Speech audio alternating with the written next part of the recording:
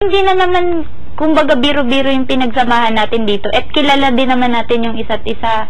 So like kung dahil lang dun sa apple, na yung apple nga for me, it is a sign of a temptation. Parang gold ba? Hindi ako gaya yung sinabi ko kanina, di ba? Nung moment na sinabi na kukuhanin ng apple, tas ang kukuha ng apple is sa pinakakarapat dapat maging big winner. Gusto ko talaga siyang kuhanin because para nga sa akin, ako, which is ikaw din para sa'yo, and lahat, di ba? Lahat naman tayo.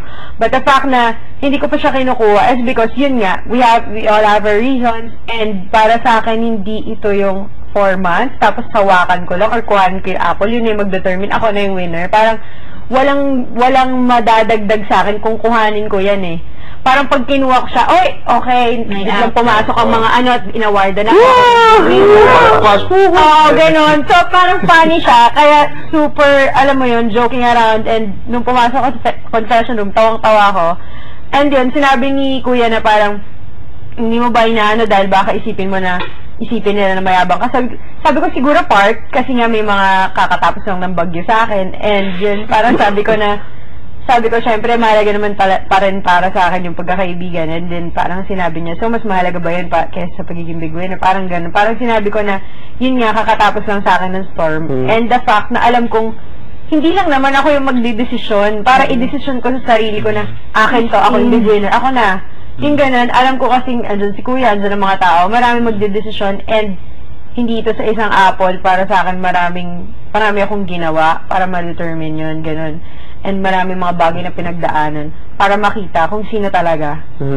And, ayun nga. But the fact na sinabi na, kuhanin ng apple, parang feeling mo, ikaw yung big winner, gusto ko talaga siyang kuhanin, to be honest. Yun. Okay. Ako rin.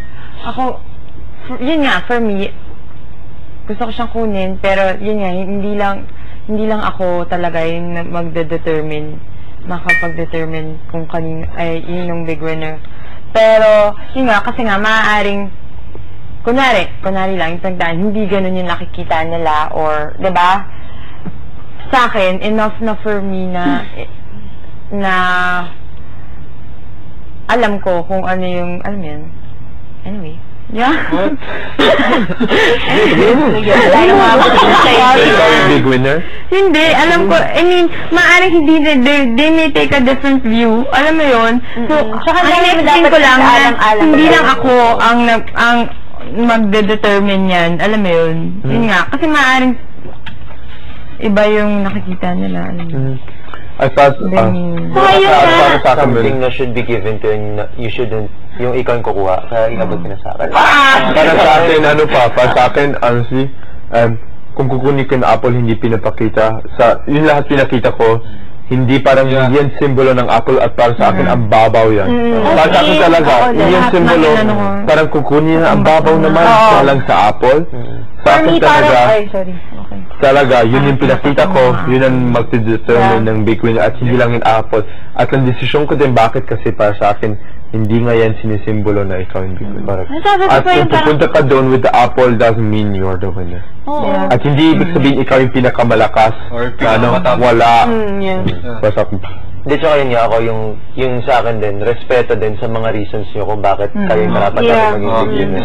So, nirespeto ko yun. Ako, naniniwala kong ako. Hindi naman tayong lahat pero nirespeto ko yung opinion ng lahat. So, I don't want to get it just to state na ako ang karapat-dapat dito. Kasi, even if I believe it, it doesn't necessarily mean na it's true.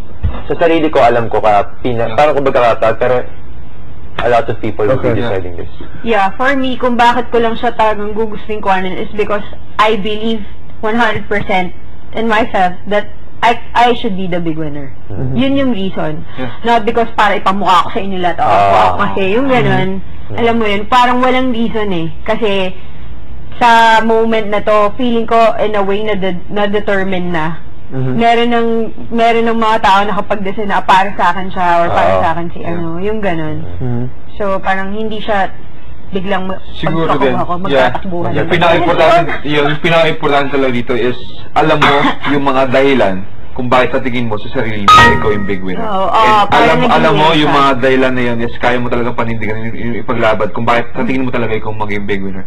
Yun nga, di ba? Sabi natin lahat na hindi lang tayo magdedetermina yung sa nasa labas. And syempre, diba, you know, alam ko kahit kung sino man yung talagang mananalo dito, yes, he or she deserves it. Yeah, exactly. Yun lang yun. Kasi kung, yan, tapos yung mga dahilan natin yun, kumaga, panindigan na yung paglaban natin.